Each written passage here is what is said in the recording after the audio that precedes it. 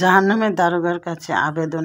জাহান্নামীরা জাহান্নামের আযাব থেকে অস্থির হয়ে পড়বে এবং জাহান্নামের দারোগার নিকট অনুনয় বিনয় করে বলবে, তোমাদের প্রতিপালকের নিকট বলো যে একদিনের জন্য হলেও আমাদের শাস্তি যেন সহজ করে দেন। সূরা মুমিন।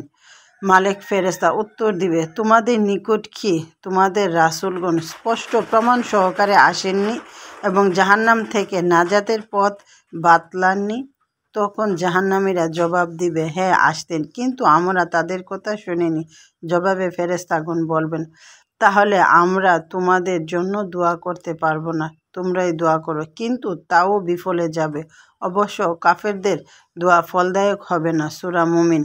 অতঃপর জাহান্নামের প্রধান ফেরেশতা মালেকের নিকট আবেদন জানিয়ে বলবে, হে মালিক, তুমি দোয়া করো যেন তোমাদের প্রতিপালক আমাদেরকে মৃত্যু দিয়ে আমাদেরকে শেষ করে দেন।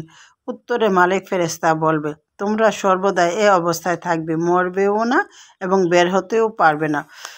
হযরত আমাস রাদিয়াল্লাহু আনহু বলতেন, আমার নিকট এই মর্মে রেওয়ায়েত পৌঁছেছে যে জাহান্নামীদের দরখাস্ত এবং মালেক ফেরেশতার উত্তর দানের মাঝে 1000 বছর পার হয়ে যাবে। অতঃপর তারা হতাশ হয়ে বলবে, চলো আমরা আমাদের প্রতিপালকের কাছে সরাসরি আবেদন জানাই ও দোয়া করি।